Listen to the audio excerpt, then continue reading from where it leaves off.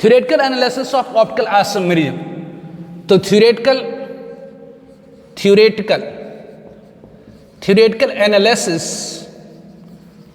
Analysis of optical isomerism. Theoretical analysis of optical isomerism. Theoretical analysis of optical isomerism. तो theoretically obviously बहुत सारे experiment, बहुत सारे analysis के बाद ये थ्योरेटिकली देखा गया कि वैसे मॉलिक्यूल जो डायसिमेट्रिक हो, कि जी डायसिमेट्रिक क्या होती है, मतलब वैसे मॉलिक्यूल जिसमें प्लेन ऑफ सिमेट्री और सेंटर ऑफ सिमेट्री नहीं हो, वो क्या होती तो ऑप्टिकली एक्टिव होती है। तो थ्योरेटिकली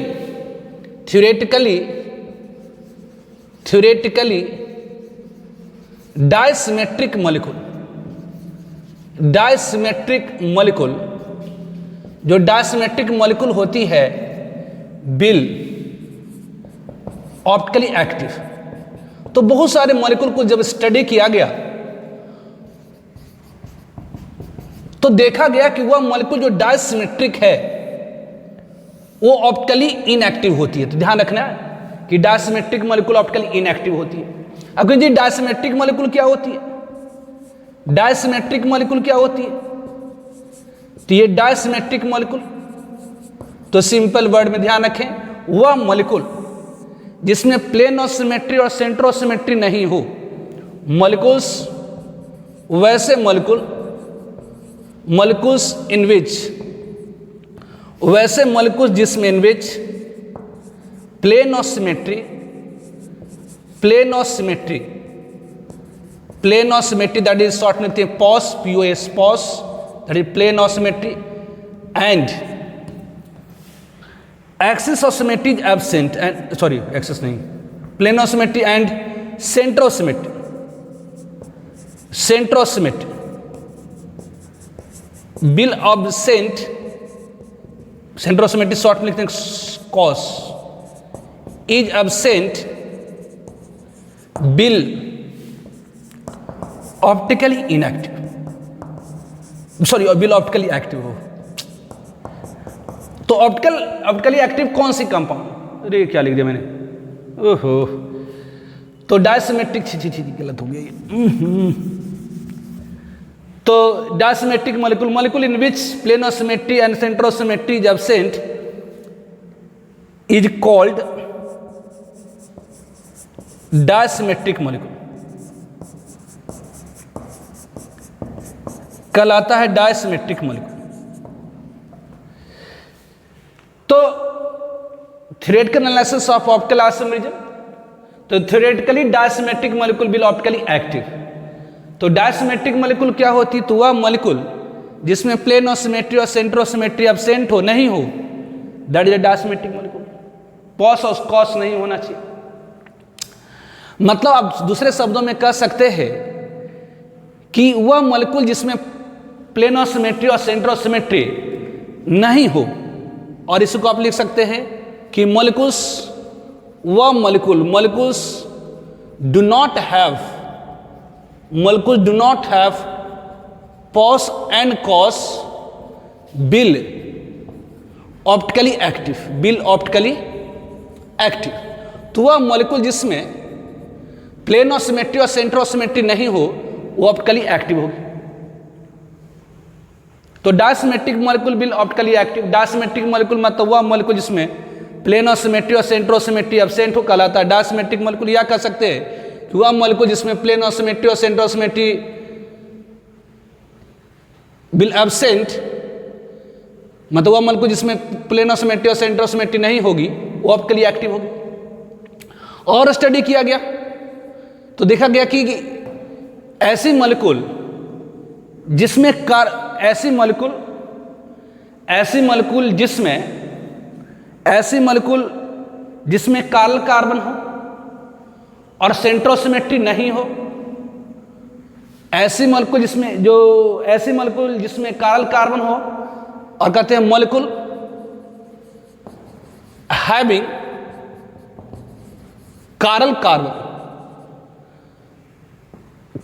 कार्बन और ऐसी मॉलिक्यूल जिसमें कारल कार्बन हो एंड डू नॉट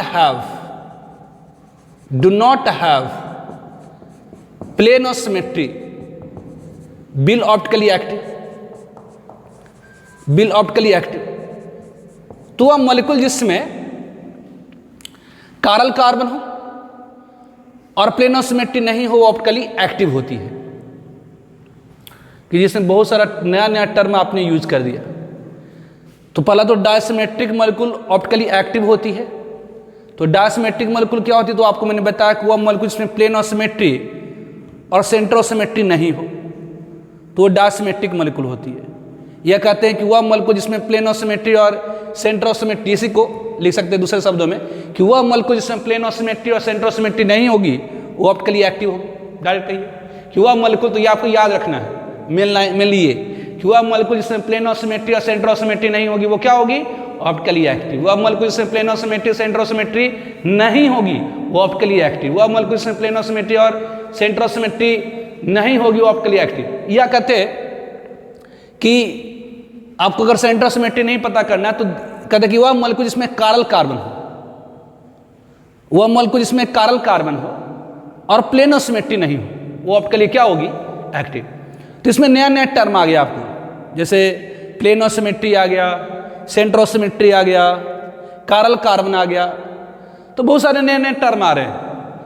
तो आगे डिस्कस करने से पहले, मतलब ऑप्टिकल एक्टिविटी चेंज करने से पहले हम लोग टर्म्स को देखेंगे। हम लोग क्या करेंगे, तो टर्म्स को देखेंगे। ध्यान दीजिए, ऑप्टिकली एक्टिव मॉलिक्यूल को हम लोग कारल मॉलिक्यूल भी ध्यान रखेंगे। Note, optically active molecule is also called chiral molecule. Optically active molecule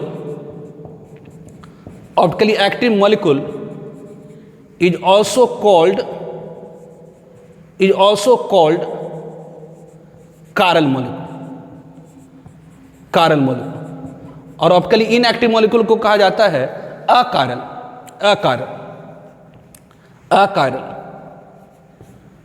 optically inactive, तो ऑप्टिकली एक्टिव को कायरल मॉलिक्यूल भी कहा जाता है। ठीक है, तो इतना में बस आप ध्यान रखिए कि डायसिमेट्रिक मॉलिक्यूल ऑप्टिकली एक्टिव होता है। मेनली डायसिमेट्रिक मॉलिक्यूल ऑप्टिकली एक्टिव होता है। डायसिमेट्रिक मॉलिक्यूल ऑप्टिकली एक्टिव होता है। डायसिमेट्रिक मॉलिक्यूल मतलब जिसमें पॉस और कॉस नहीं हो, या सीधे कहिए कि जिसमें पॉस और कॉस नहीं होगी, ऑप्टिकली एक्टिव होगी। या कहिए कि वह मॉलिक्यूल जिसमें कायरल कार्बन हो, जिसमें कायरल कार्बन एटम होता है, उसमें सेंटर ऑफ सिमेट्री हो ही नहीं सकता। जिसमें कायरल कार्बन एटम होता है, उसमें सेंटर ऑफ सिमेट्री नहीं होता है। तो सेंटर ऑफ सिमेट्री को हटा दिए, सिंपल आप कह सकते हैं कि वह मॉलिक्यूल जिसमें कायरल कार्बन हो और प्लेन ऑफ सिमेट्री नहीं हो, वो क्या होगी, तो ऑप्टिकली एक्टिव होगी। वह मॉलिक्यूल जिसमें कायरल कार्बन हो और प्लेन ऑफ सिमेट्री नहीं हो, ऑप्टिकली एक्टिव होगा। तो एक्चुअल बेसिक कॉन्सेप्ट यही है कि वह मॉलिक्यूल जो डायसिमेट्रिक होती है, ऑप्टिकली एक्टिव होती है। बाकी सब तो वह डायसिमेट्रिक मॉलिक्यूल कौन सा है, जिसमें प्लेन ऑफ सिमेट्री और सेंटर ऑफ सिमेट्री नहीं हो, या डायरेक्ट कहते हैं कि जिसमें plane of symmetry centre of symmetry नहीं हो, ऑप्टिकली एक्टिव होगी। और जिसमें कायरल कार्बन एटम होता है, उसमें सेंटर ऑफ सिमेट्री नहीं होती। इससे डायरेक्ट हम लोग कहते हैं कि वह मॉलिक्यूल इसमें कायरल कार्बन हो और प्लेन ऑफ सिमेट्री नहीं हो, ऑप्टिकली एक्टिव होगी। ठीक है, तो अपन वन बाय वन टर्म को अब डिस्कस करने जा रहे हैं। तो now some terms used in optical isomerism. तो सम टर्म्स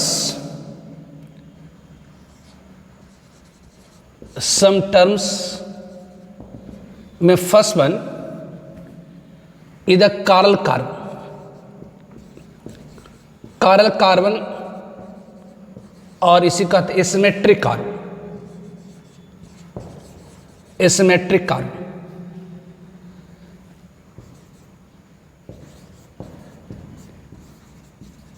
कायरल कार्बन और एसिमेट्रिक कार्बन। तो कायरल कार्बन क्या है, तो व्हाट इज कायरल कार्बन क्या है, तो sp3 hybrid carbon. Chiral carbon क्या है, कायरल कार्बन और एसिमेट्रिक कार्बन क्या है, तो sp3 hybrid carbon. sp3 hybrid carbon कहने का मतलब वह कार्बन जो चारों सिंगल कोवलेंट बॉन्ड बनाता है। तो sp3 हाइब्रिड कार्बन कहने का मतलब क्या होता है कि ऐसी कार्बन जिसने बेसिक कार्बन 4 कोवलेंट बॉन्ड बनाता है, चारों का चारों कोवलेंट बॉन्ड क्या हो तो सिंगल हो। तो sp3 hybrid carbon have 4 different substituent या के 4 डिफरेंट वैलेंसीज इज कॉल्ड कारल कार्बन। तो कारल कार्बन क्या है, तो कारल कार्बन क्या है या एसिमेट्रिक कार्बन क्या है, तो कार्बन या sp3 hybrid carbon, sp3 hybrid carbon कहने का मतलब होता कि ऐसी कार्बन जिसने चारों का चारों सिंगल कोवलेंट बनाया हो। तो sp3 हाइब्रिड कार्बन हैव 4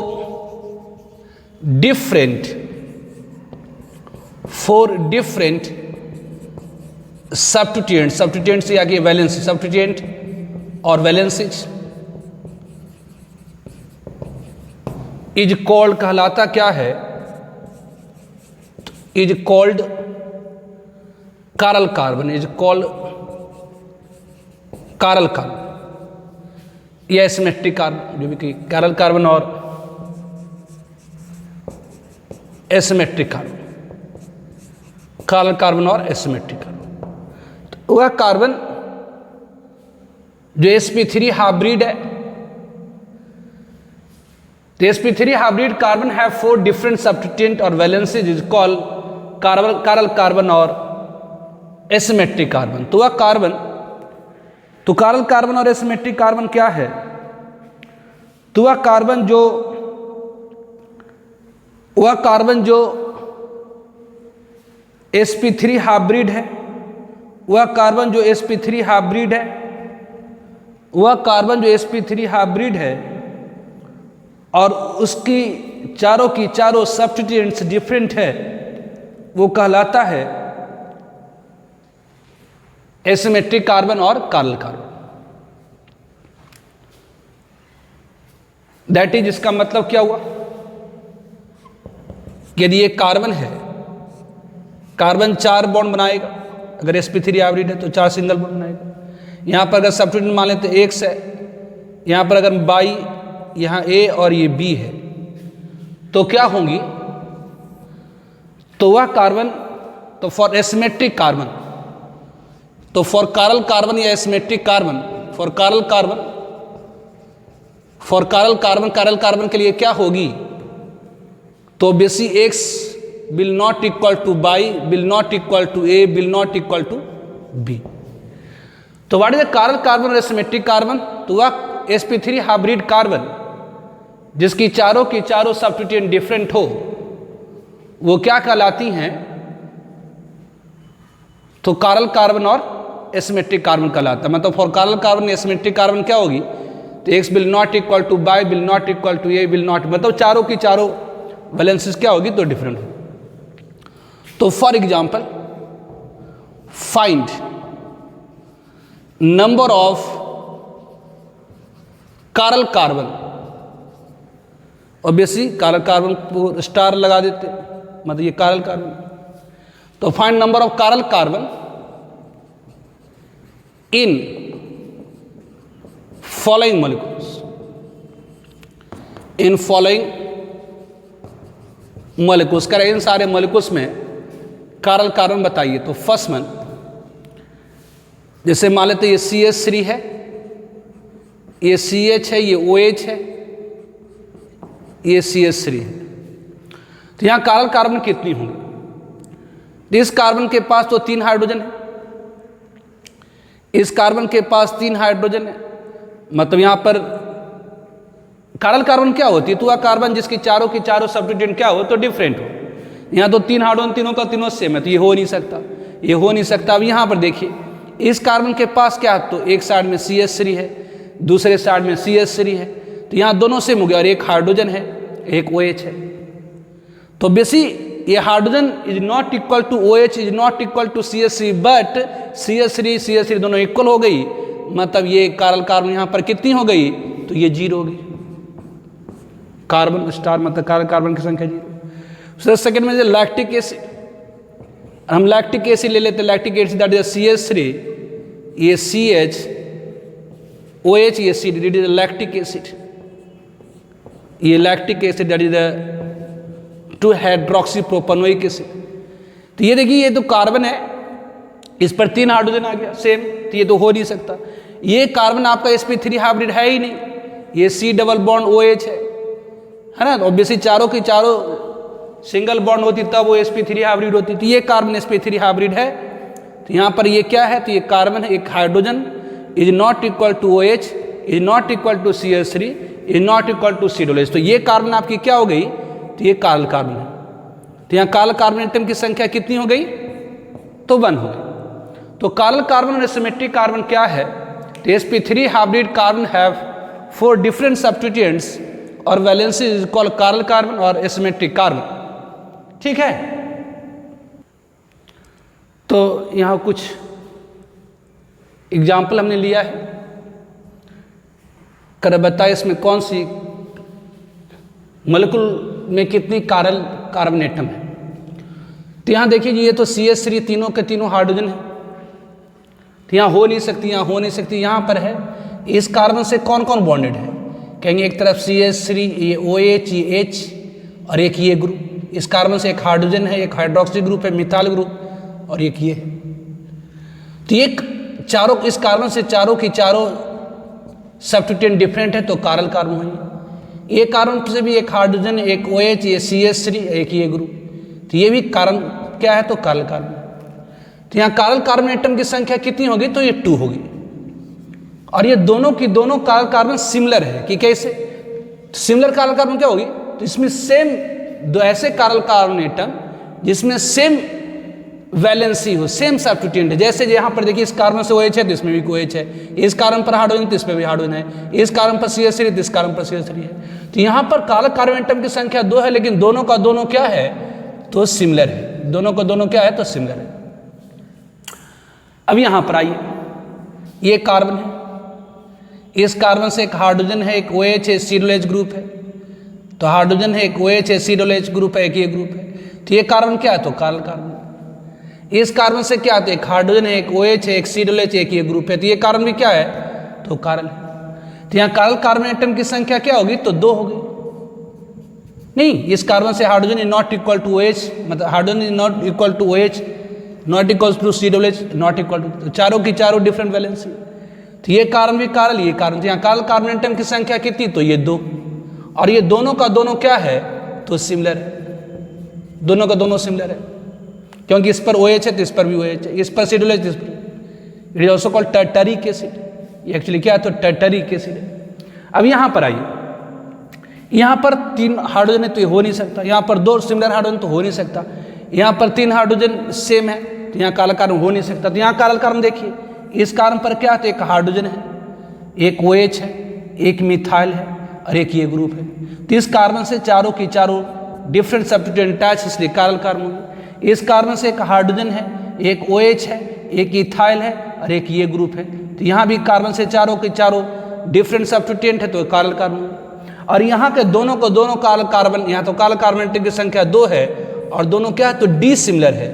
ये क्या है, तो डी सिमिलर है। ये क्या है, तो डी सिमिलर है।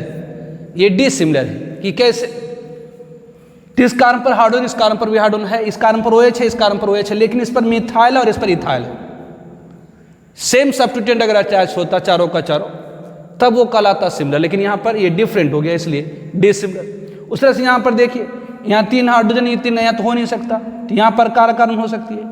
तो यहाँ एक कारल कार्बन क्या है, तो इस पर एक हाइड्रोजन है, एक मिथाइल है, एक क्लोरीन है, एक ये ग्रुप है। तो यहाँ चारों के चारों, ये भी कारल कार्बन है, ये भी कारल कार्बन है, और यहाँ पर chlorine is not equal to bromine. तो यहाँ कारल कार्बन एटम की संख्या 2 है और दोनों क्या है, डिसिमिलर है। ठीक है, ये अब यहाँ पर आइए 7th पर, यहाँ पर देखिए जी, ये जहाँ भी टर्न है कार्बन है, और इस कार्बन की 2 बॉन्ड दिख रही है, 2 नहीं दिख रही, मतलब 2 हाइड्रोजन छिपी हुई, मतलब ये CH2 एक्चुअली है, ये CH2 है, ये CH2 है, ये CH2 है, CH2 है। और इस कार्बन पर आइए तो इस पर क्या थे, क्लोरीन है और एक हाइड्रोजन है, एक क्लोरीन एक हाइड्रोजन, इधर जाइए तो CH2, इधर जाइए तो CH2। तो इस कार्बन के पास क्या है, तो एक क्लोरीन है, एक हाइड्रोजन, इधर जाएंगे तो CH2, इधर जाएंगे तो CH2। तो ये कि जी chlorine is not equal to hydrogen, लेकिन इधर गए तो ये CH2 है, तो इधर भी गए तो CH2 है, फिर आगे बढ़े तो CH2 है, फिर आगे बढ़े तो CH2 है, फिर आगे बढ़े तो CH2, इधर से भी आगे बढ़े तो CH2। तो जैसा इधर है बिल्कुल वैसा ही इधर है, मतलब दोनों की दोनों साइड सेम है। तो यहाँ chlorine is not equal to hydrogen, ये कार्बन है, ये कार्बन है, इस पर एक क्लोरीन है, एक हाइड्रोजन है, और इधर जा रहे तो ये CH2, इधर भी CH2, इधर जो CH2, दोनों क्या है तो सेम है।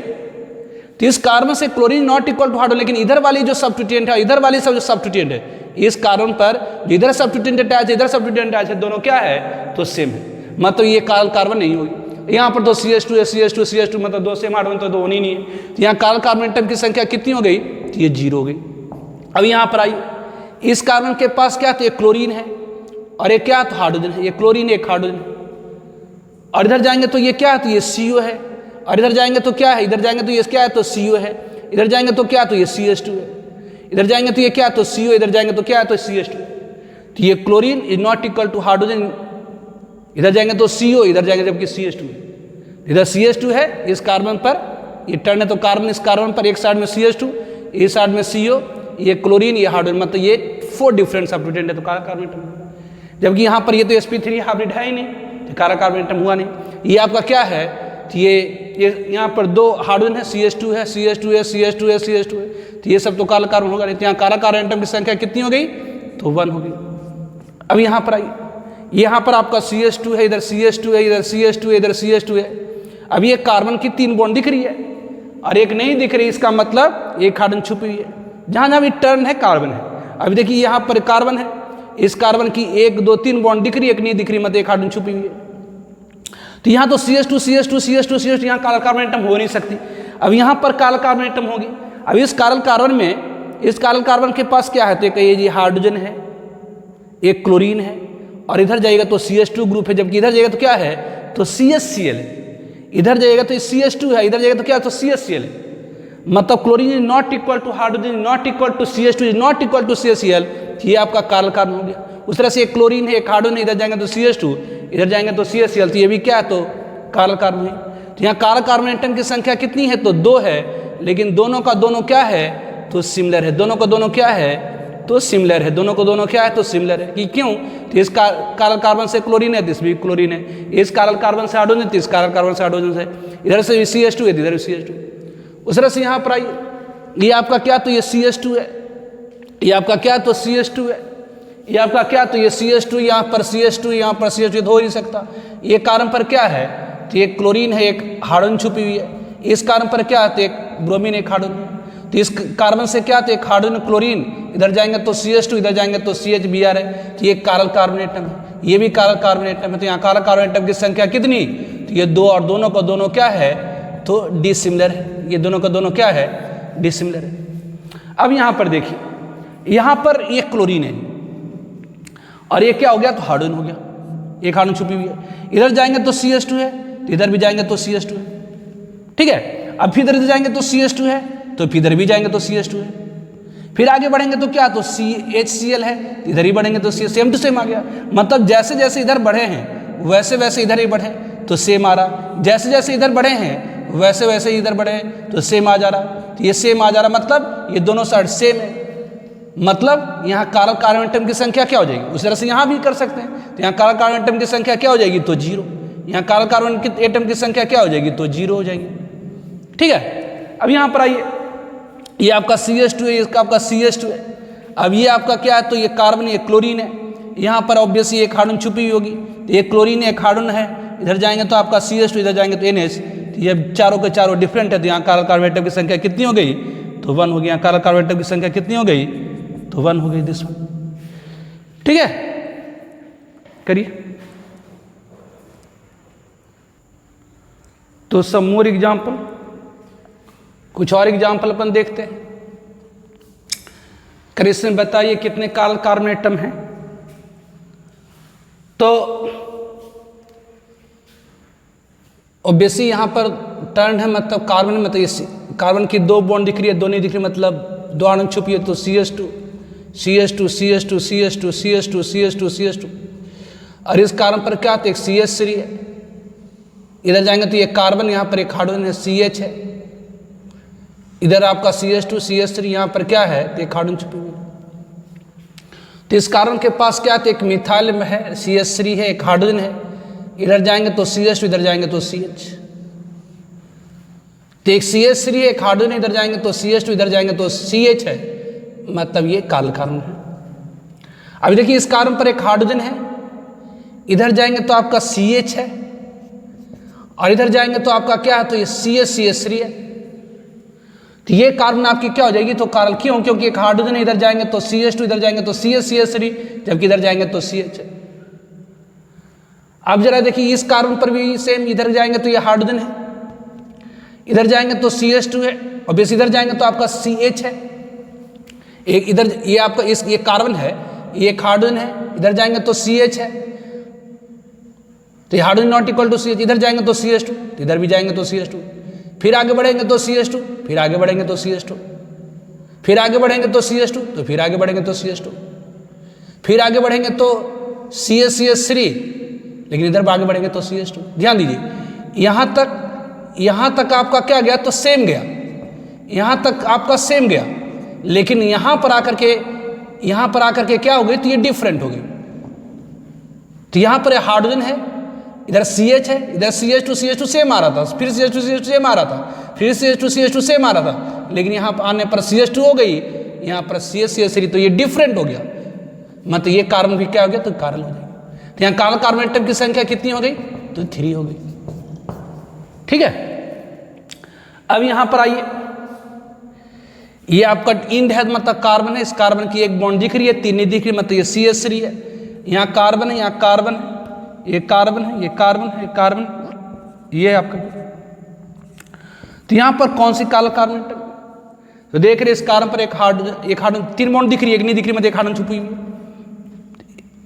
ये CHOH, ये आपका CH3 है, तो ये आपका काला कार्बन एटम नहीं हो गया, ये आपका काला कार्बन नहीं है। ये कार्बन पर एक हाइड्रोजन है, एक OH है, ये हाइड्रोजन है, एक OH है, तो ये भी कार्बन आपकी कारल है।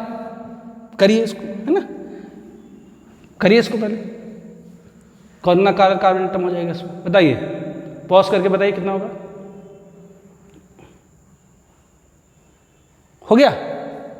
चलिए तो देखिए ये कार्बन है, ये कार्बन है, ये कार्बन है, ठीक है, ये कार्बन है, फिर आपका ये कार्बन एटम है, ये कार्बन एटम है, ये कार्बन एटम है, तो ये 1 2 3 4 5 6 7, तो यहाँ कार्बन एटम की संख्या कितनी हो गई, तो ये 7 हो गई। ठीक है, ये आपका CH2 हो नहीं सकता, ये आपका sp2 हाइब्रिड है, तो हो नहीं सकता, sp2 हाइब्रिड है, हो नहीं सकता, ये CH3 है, ये CH3, सॉरी CH2, तो यहाँ पर कार्बन एटम की संख्या कितनी हो गई, तो 7 हो गई। अब इसमें ये पॉज करके बताइए कितना है, it is the structure of glucose, बताइए, पॉज करिए, बताइए इसको, ठीक है,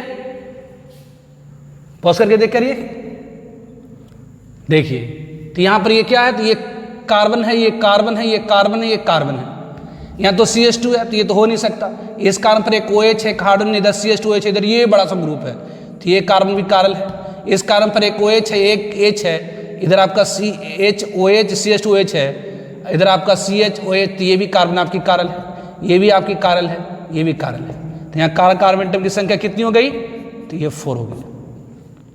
उस तरह से फ्रुक्टोज में भी निकाल करके देखिए 3 आएगा, ये आपकी कार्बन एटम होगी, ये आपकी कार्बन एटम होगी, ये कार्बन एटम होगी, तो कार्बन एटम की संख्या कितनी हो गई, तो ये 3 होगी। तो ये होगी आपका कार्बन और एसिमेट्रिक कार्बन।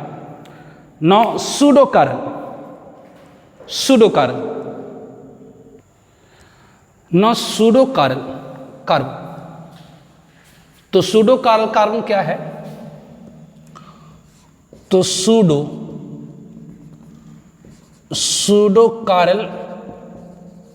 कार्बन, तो सूडो मतलब छद्म, तो sp3 हाइब्रिड कार्बन है, तो sp3 hybrid carbon have 4 different valencies, but sp3 hybrid carbon have 4 different valency, but yeah, in which two only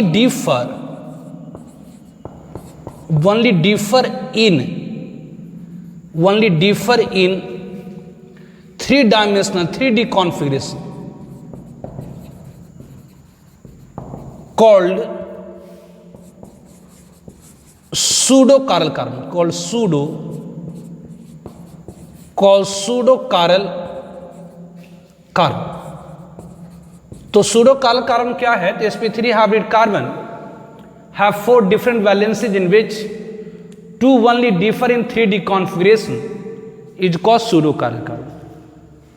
for example, जैसे मान लेते हैं कि एक कार्बन है, इधर OH है, ये H है, और ये C double bond C H है, ये CH3 ये H है, और एक साइड में है ये कार्बन है, ये कार्बन है, इधर ये अगर आपका है CH3, ये डबल बॉन्ड ये C है, ये आपका CH3 है, और ये H है। अब जरा देखिए, अब इस एग्जाम्पल में जरा देखिए, ये कार्बन से क्या अटैच है? कहेंगे जी OH, इधर आपका क्या है? तो ये हाइड्रोजन है, एक OH है, एक हाइड्रोजन है, और इधर क्या है? तो ये एक्चुअली ये सिस फॉर्म है। ये और ये ग्रुप दोनों क्या है? तो सेम है। ये दोनों ग्रुप क्या है? तो सेम है। ये दोनों ग्रुप क्या है? तो सेम है। कि कैसे? ऑब्वियसली यहां पर ये CH3 तो ये ऑब्वियसली ये क्या कर दी मैंने? ये आपका क्या है? तो ये कार्बन है, यहां पर सॉरी इसको गलत कर दिया मैंने, यहां पर CH कर देता हूं, ये CH3 है, H, ठीक है, ये है। तो यहां इस कार्बन से एक OH है, एक है, इधर जाएंगे तो ये CH, तो इधर भी जाएंगे तो CH, फिर डबल बॉन्ड, फिर CH3, तो ये भी CH3। तो ये दोनों सेम है। इन दोनों में बस अंतर ये है कि ये ग्रुप सिस फॉर्म की है और ये ग्रुप क्या है? तो ट्रांसफॉर्म की है। तो इस कार्बन से 4 डिफरेंट सब्स्टिट्यूएंट है, लेकिन इन चारों में 2 ओनली डिफर कर रहा है, किसमें? 3D configuration. इस कार्बन से 4 सब्स्टिट्यूएंट अटैच्ड है, लेकिन 2 सिर्फ डिफर कर रहा है, किसमें? तो 3D कॉन्फ़िगरेशन। तो ऐसे कार्बन को हम लोग कहते हैं सूडो-चिरल कार्बन। ऐसे कार्बन को क्या कहते हैं? तो सूडो-चिरल कार्बन। तो ऐसे कार्बन जिसके पास 4 डिफरेंट सब्स्टिट्यूएंट तो है, लेकिन 2 सिर्फ डिफर कर रहा हो, किसमें? तो 3D कॉन्फ़िगरेशन में, उसे हम क्या कहते हैं? तो सूडो-चिरल कार्बन कहते हैं। तो आज हम लोगों ने पढ़ा थ्योरेटिकल एनालिसिस। थ्योरेटिकली कैसे हम बताएंगे कि दिया गया मॉलिक्यूल ऑप्टिकली एक्टिव, तो कहेंगे डायसिमेट्रिक मॉलिक्यूल ऑप्टिकली एक्टिव होती है। डायसिमेट्रिक मतलब इसमें पॉस और कॉस नहीं हो, या सिंपल वर्ड में जिसमें पॉस और कॉस नहीं होगी वो ऑप्टिकली एक्टिव होगी। ऑब्वियसली यह कहते हैं कि वह मॉलिक्यूल जिसमें चिरल कार्बन हो और प्लेन सिमेट्री मौजूद नहीं हो, वो मॉलिक्यूल क्या होती है? ऑप्टिकली एक्टिव होती है। तो इसलिए इसमें बहुत सारी टर्म आ रही है, जैसे चिरल कार्बन टर्म क्या है? तो sp3 hybrid carbon have 4 different valencies is called chiral carbon. Pseudo-chiral carbon क्या है? तो sp3 hybrid carbon have 4 different valency, लेकिन इसमें 2 सिर्फ डिफर करेगा 3D कॉन्फ़िगरेशन। अब थोड़ा सा 3D आना शुरू हो गया। तो नेक्स्ट वीडियो में हम लोग देखेंगे representation of 3D structure of chiral carbon. Chiral carbon को 3 डायमेंशनली ऑन पेपर हम कैसे दिखलाते हैं, ऑन बोर्ड कैसे दिखलाते हैं। तो नेक्स्ट वीडियो में हम लोग करेंगे 3D रिप्रेजेंटेशन। 3 डायमेंशनली हम कैसे रिप्रेजेंट करेंगे चिरल कार्बन एटम को। तो 3D representation of chiral carbon atom. That is flying wedge formula and Fischer projection formula. तो आज की वीडियो यहीं पर हम लोग समाप्त करते हैं, ठीक है, ओके बाय।